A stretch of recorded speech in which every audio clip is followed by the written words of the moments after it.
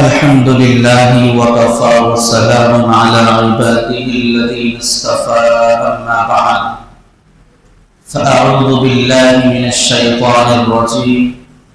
بسم الله الرحمن الرحيم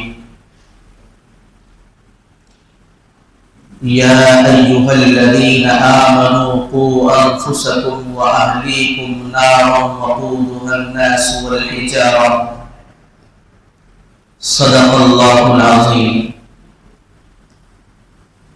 اللہ تبارک و تعالیٰ کا بے انتہا فضل و کرم ہوا کہ اس نے ہم سب کو اپنے مبارک گھر میں آنے کی توفیق عطا فرمائی۔ اللہ رب العزت ہم سب کے آنے کو بے حد قبول فرمائے۔ اللہ تعالیٰ نے ہمیں اور آپ کو ایمان عطا فرمایا۔ یہ ایمان اتنا بڑا قیمتی ہے کہ اس ایمان کے سامنے دنیا کی پوری دولت اور دنیا کا خزانہ اگر آپ کو دے دیا جائے اور اگر کوئی یہ کہے کہ اس کے بدلے ایمان سے منحرف ہو جاؤ، ایمان سے ہٹ جاؤ، تو ایک ایمان والے کے لیے جس کے دل میں لا الہ الا اللہ ہوگا، ایمان ہوگا،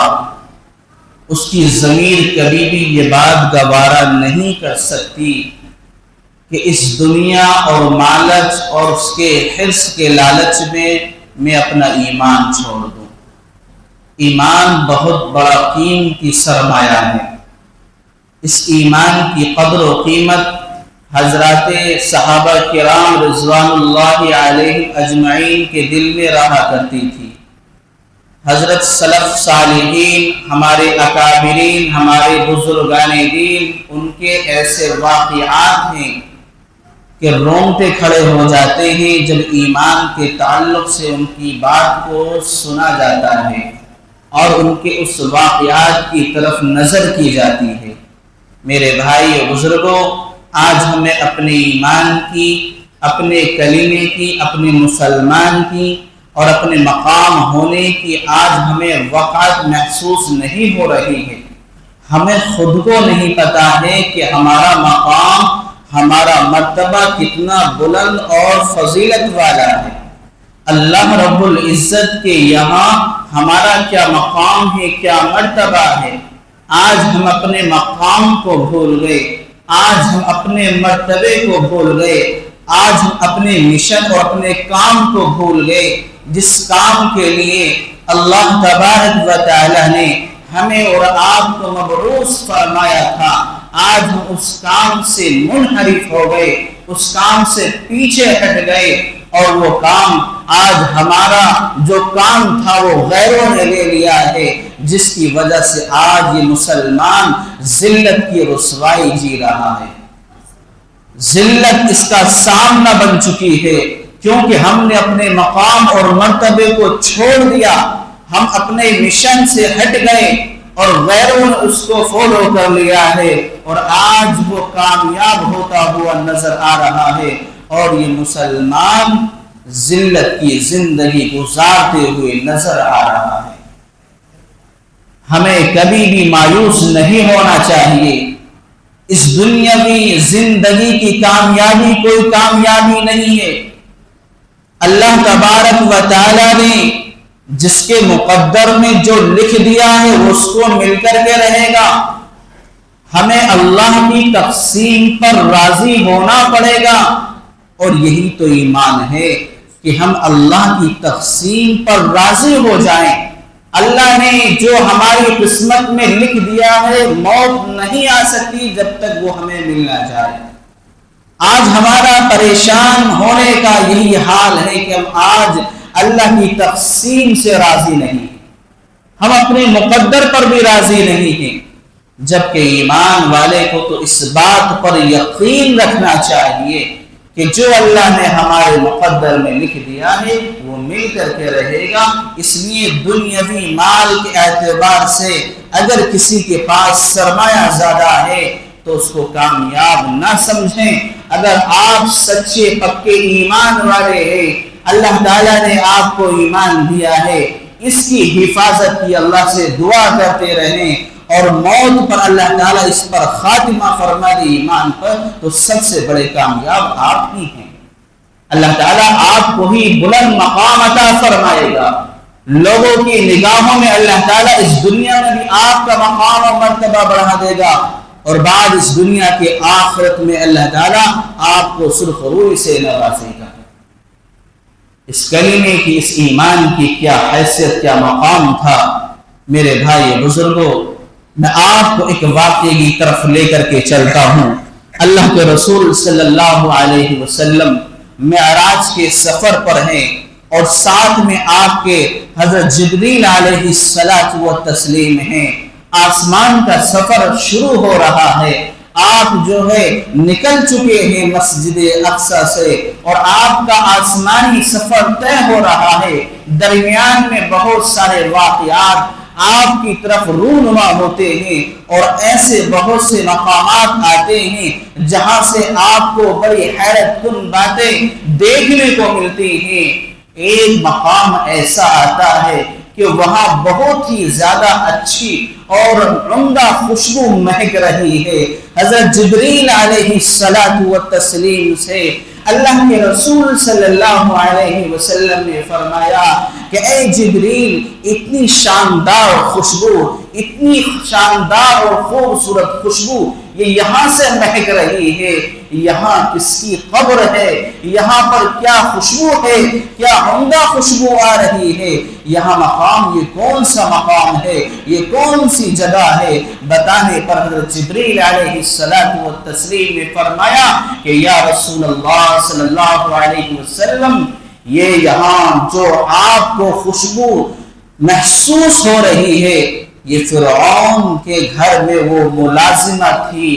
جو ایمان اور کلمے کے خاطر اس نے اپنے بچوں کو، یہاں تک کہ شیر خوار دودھ پیتے بچوں کو بھی اپنی آنکھوں کے سامنے قربان کر دیا، اور اپنے آپ کو بھی قربان کر دیا، جاں بحق ہو گئی، ایمان سے منحرف نہیں ہوئی۔ یہ وہ فرعون کے گھر میں وہ ملازمہ، اس کے بچے یہاں پر مدفون ہے، اس وجہ سے یہاں سے خوشبو مہک رہی ہے، عمدہ خوشبو مہک رہی ہے۔ یہ وہ مقام ہے جہاں سے فرعون کے گھر کی ملازمہ کی قبر کے اندر سے یہ خوشبو مہک رہی ہے۔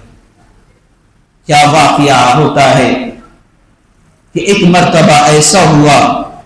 حضرت ابن عباس رضی اللہ تعالی عنہ فرماتے ہیں کہ اللہ کے رسول صلی اللہ علیہ وسلم نے اس واقعے کو بیان کرتے ہوئے فرمایا کہ گھر میں ایک ملازمہ فرعون کی بیٹی کی خادمہ تھی جس کا نام ماشیتا تھا، اور اس کا کام یہ تھا کہ وہ فرعون کے بیٹی کے سر میں کنگا کیا کرتی تھی، لیکن اس کے دل میں اللہ تبارک و تعالی کی محبت گھر کر چکی تھی۔ اللہ تبارک و تعالی کی محبت اس کے دل میں پیوست ہو چکی تھی۔ وہ ایک اللہ رب العزت کو مانا کرتی تھی، وہ فرعون کو اپنا خدا نہیں کہتی تھی، وہ فرعون کو اتنا بڑا اللہ کے برابر درجہ نہیں دیتی تھی۔ ایک مرتبہ ایسا ہوا کہ فرعون کی بیٹی کے سر میں وہ ملازمہ، وہ خادمہ کنگا کر رہی تھی، اچانک وہ کنگا نیچے کو گر گیا، اور اس نے اٹھاتے ہوئے اپنی زبان سے بے ساختہ یہ لفظ نکلا، بسم اللہ اللہ اکبر، بسم اللہ اللہ اکبر۔ جب یہ اس فرعون کی خادمہ کی زبان سے فرعون کی بیٹی نے یہ بات سنی تو کہنے لگی، کیا میرے والد سے بھی زیادہ تم کسی اور کو اپنا رب مانتی ہو؟ تو اس خادمہ نے کہا کہ تیرا بھی اور میرا بھی اور تیرے باپ کا بھی رب ایک ہے، وہ اللہ ہے، وہ سب کا خالق ہے، زمین و آسمان کا بنانے والا ہے، چاند اور سورج کا بنانے والا ہے، اور تمام مخلوقات کو پیدا کرنے والا وہ ایک اللہ ہے جس نے سب پوری کائنات کو وجود بخشا ہے، جس نے تجھے بھی اور تیرے باپ کو بھی پیدا کیا ہے، مجھے بھی پیدا کیا ہے۔ میرے دل میں اللہ کی محبت گھر کر چکی ہے۔ میرا یہ ایمان ہے کہ اللہ ایک ہے، میں اسی کی عبادت کرتی ہوں، میں اسی کو اپنا ایک رب مانتی ہوں، میں تیرے والد کو اپنا رب نہیں مانتی ہوں۔ فرعون کی بیٹی نے کہا اے خادمہ ذرا ہوش میں تو ہے، تو کیا کہہ رہی ہے؟ اگر یہ بات میں جا کر کے اپنے باپ سے بتلا دوں تو تیری جان نکال لیں گے، تیری کھال کھینچ لیں گے اور تجھے جلتے ہوئے آگ میں ڈال دیں گے۔ اس خادمے نے کہا میرے دل میں ایمان ہے، میں اللہ کو ایک مانتی ہوں، اللہ کو ایک رب مانتی ہوں، میں اللہ کے ساتھ تیرے باپ کو اپنا رب نہیں مانتی ہوں۔ چاہے کچھ بھی ہو جائے، حالات کیسے بھی رونما ہو جائے، جان جاتی ہے چلی جائے، لیکن یہاں کی سختی کوئی سختی نہیں ہے۔ مرنے کے بعد میں اللہ تعالیٰ نے جو سزا کے طور پر جہنم بنا رکھی ہے، جہاں پر آگ کے شعلے، جہاں پر جہنم کو دہکایا اور بھڑکایا جاتا ہے، جس کی آگ اتنی خطرناک ہے کہ جلا کر کے خاک کر دے گی، اور وہ آگ ایک منٹ یا ایک دن یا ایک سال کے لیے نہیں ہے، وہ ہمیشہ ہمیشہ کے لیے اس عذاب میں کل آخرت میں جلنا پڑے گا۔ اگر میں کہہ دوں کہ تیرا باپ میرا رب ہے، چاہے تو اپنے باپ سے میری شکایت کر۔ چنانچہ بیٹی نے اپنے والد سے کہہ دیا کہ آپ کے گھر میں جو خادمہ ہے اس کے دل میں ایک اللہ کی محبت گھر کر چکی ہے، وہ آپ کو اپنا رب نہیں مانتی ہے، وہ آپ کو خدا نہیں مانتی ہے، وہ تو کہتی ہے کہ اللہ ایک ہے، مجھے بھی اور تجھے بھی اور تیرے باپ کو پیدا کرنے والا ایک اللہ رب العزت ہے، جس نے تمام مخلوقات کو، زمین کو، آسمان کو، چرند اور پرند سب کو پیدا کیا ہے۔ فرعون نے کہا اچھا ہمارے ہی گھر میں میری بغاوت کرتی ہے، میری ملازمہ میرا یہاں کھانا کھاتی ہے، رکھتی ہے، اور مجھے خدا ماننے سے انکار کر رہی ہے، بلاؤ اس کو۔ بلایا گیا اور اس فرعون کے محل میں اس کے بچے تھے، اس کے بچوں کو لایا گیا، ایک کڑھائی میں تیل اور پانی کو گرم اور کھولتا ہوا اس کو دہکایا گیا، اور اس کو پھسلانے کے لیے، ایمان سے ہٹانے کے لیے اس فرعون نے اس کے بچوں کو اس میں ڈال دیا، جس سے وہ جاں بحق ہو گئے۔ ایک شیر خوار دودھ پیتا بچہ جس کی محبت ماں کے دل میں اور زیادہ تھی، بچوں سے محبت ماں کو تو بے پناہ ہوتی ہے، لیکن دودھ پیتا بچہ، شیر خوار بچہ، اس کی ایک ہی پریشانی، ایک آواز سے ماں کا دل دھڑک جاتا ہے، دہل جاتا ہے۔ چنانچہ فرعون نے یہ کہا کہ دیکھ تیرے اس دودھ پیتے بچے کو بھی میں اس تیل اور پانی جو کھول رہا اس میں ڈال دوں گا۔ تھوڑی دیر کے لیے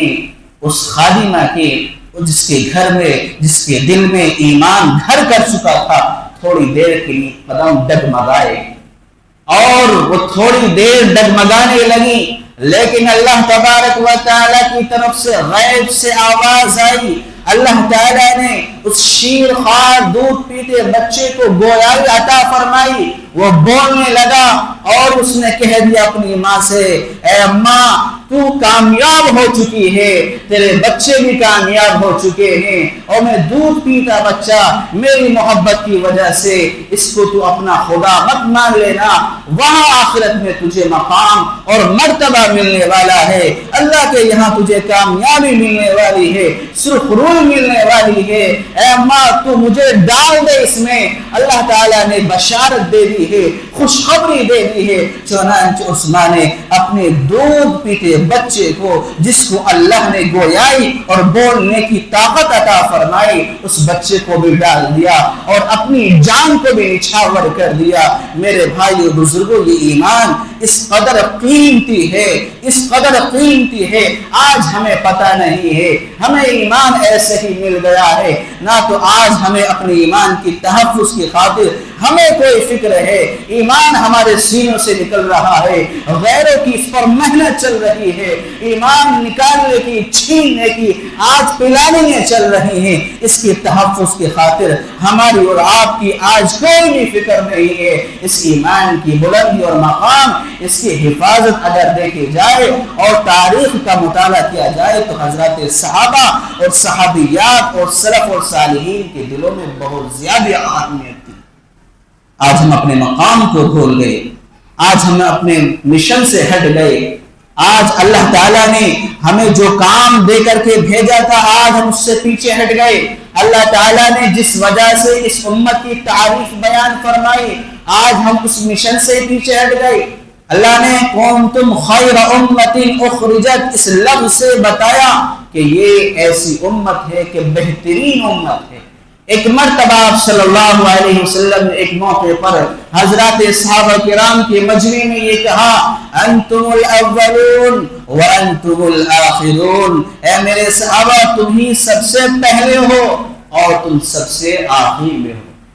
ایک صحابی کھڑے ہوئے اور فرمانے لگے یا رسول اللہ صلی اللہ علیہ وسلم بات سمجھ میں نہیں آ رہی ہے، جو سب سے پہلے ہو وہ آخر میں کیسے ہو سکتا ہے اور جو آخر میں ہو سب سے پہلے کیسے ہو سکتا ہے؟ اللہ کے رسول صلی اللہ علیہ وسلم نے فرمایا کہ اے میرے صحابہ تمہیں بشارت ہو، خوشخبری ہو، آخر میں تو یہ ہے کہ یہ امت جس کو اللہ تبارک و تعالی نے کنتم خیر امت اخرجت کے لفظ سے مخاطب کیا ہے، یہ امت آخر میں آئی ہے، آخری امت ہے۔ اس وجہ سے اللہ تعالی نے، اللہ کے رسول صلی اللہ علیہ وسلم نے فرمایا کہ تم آخر میں ہو اور انتم الاولون تم سب سے پہلے والے ہو، یعنی اللہ کے رسول صلی اللہ علیہ وسلم نے فرمایا جنت میں جانے والی سب سے پہلے یہی امت ہوگی، اس لیے میرے صحابہ تمہیں بشارت ہو۔ لیکن آج ہمارا کام یہ ہے کہ اس امت کا ہر فرد داعی ہے، اس امت کا ہر فرد داعی ہے، ہر ایک ایمان والے کی، مسلمان کی یہ ذمہ داری ہے۔ کیا ذمہ داری ہے؟ تأمرون بالمعروف وتنہون عن المنکر، تم اچھائی کا حکم کرو اور برائی سے روکو، یہ ہر ایک کی ذمہ داری ہے۔ اسی وجہ سے اللہ کے رسول صلی اللہ علیہ وسلم نے میدان عرفات میں ایک دعا دی ہے اس امت کو کہ جو یہ امت اس دین کو پھیلائے گی، اس دین کی تبلیغ کرے گی، اللہ کے رسول صلی اللہ علیہ وسلم نے فرمایا کہ اے اللہ جو تیرے بندے اور میری امت جو میری زبان سے جس بات کو سنے اور اس کو محفوظ کر کے دوسروں تک پہنچا دے، اے اللہ تو اسے آباد کر دے، اے اللہ تو اس کو زندگی میں سلامتی عطا فرما دے، اے اللہ تو اس کو آباد اور خوش خرم کی زندگی عطا فرما دے۔ کیا مطلب؟ یعنی جو میرے دین کو، جو میرے سنے اور سن کر کے اس کو محفوظ کرے اور ان باتوں کو دوسروں تک پہنچا دے۔ تو میرے بھائی بزرگوں، اللہ کے رسول صلی اللہ علیہ وسلم نے اپنے اس امتی کے لیے دعا دی ہے۔ آج ہم نے اپنے کام کو چھوڑ دیا ہے، آج ہم نے اپنے داعی اور دعوت و تبلیغ والے کام سے ہم پیچھے اور منحرف ہو رہے ہیں، جس کی وجہ سے آج ہم اپنی زندگی میں بے سکونی دیکھ رہے ہیں۔ دعوت و تبلیغ کا کام کوئی چھوٹا موٹا کام نہیں ہے، یہ ہر ایک فرد کی ذمہ داری ہے، ہر ایک مسلمان اور ایمان والے کی ذمہ داری ہے کہ اللہ کے دین کو آگے تک پہنچائے اور دوسرے لوگوں کو دعوت دے اور اللہ کی طرف آنے کی ان کو دعوت دے۔ اللہ نے فرمایا وَمَنْ أَحْسَنُ قَوْلًا مِّمَّنْ دَعَا إِلَى اللَّهِ وَعَمِلَ صَالِحًا وَقَالَ إِنَّنِي مِنَ الْمُسْلِمِينَ، بھلا اس سے زیادہ بہتر بات کس کی ہو سکتی ہے کہ جو اللہ کے بندوں کو اللہ کی طرف آنے کی دعوت دے، جو اللہ کے بندوں کو اللہ کی طرف آنے کی دعوت دے۔ اس لیے ہمیں نماز سے بھی جڑنا ہے، ہمیں نماز کی بھی پابندی کرنی ہے۔ نماز، صوم و صلاۃ کے ساتھ ساتھ ہمیں اللہ کے رسول صلی اللہ علیہ وسلم کے اس مبارک لائے ہوئے دین کو جو اس امت کا فریضہ اہم قرار دیا ہے، ہمیں اس کام میں بھی لگنا ہے اور ہمیں اب اس نے دعوت و تبلیغ کو بھی اوڑھنا بھی چھوڑنا بنانا ہے۔ اللہ تعالیٰ جس کی زندگی میں خلوص اور اخلاص کے ساتھ اس کام کو بنا دے اور داخل کر دے تو اس کی زندگی بھی سنور جاتی ہے اور اس کی بھی اصلاح ہو جاتی ہے اور اس سے اللہ تعالیٰ بڑے بڑے کام لیتا ہے۔ اس لیے میرے بھائی بزرگوں، اپنے آپ کو دین سے جوڑو، اس لیے وہی کامیاب ہے جس کی زندگی میں دین ہو، اللہ اس کے رسول کے احکامات ہو اور ان پر عمل ہو، ورنہ تو دنیا اگر بغیر اللہ اس کے رسول کے کاموں سے گزرے تو کوئی بھی کامیابی والی بات نہیں ہے۔ اس لیے اپنے آپ کو جوڑیں اور ہماری مسجد میں جو ہفتہ وار گشت ہوتا ہے اس میں شرکت کریں اور مشورے میں بیٹھنے کی کوشش کریں اور اخلاص کے ساتھ۔ یہ دعوت تبلیغ کسی ایک جماعت کا کام نہیں ہے، اللہ اس کے رسول صلی اللہ علیہ وسلم کے دین کو دین سمجھ کر کے ہمیں یہ کرنا ہے اور دوسرے بندوں تک پہنچانا ہے۔ انشاءاللہ پھر ہمیں کامیابی ملے گی اور اجر و ثواب بھی ملے گا اور اللہ تبارک و تعالیٰ کے یہاں سرخ روئی بھی ہمیں حاصل ہوگی۔ اللہ تعالیٰ ہم سب کو ان باتوں پر عمل کی توفیق عطا فرمائے۔ آمین وآخر دعوانا الحمدللہ۔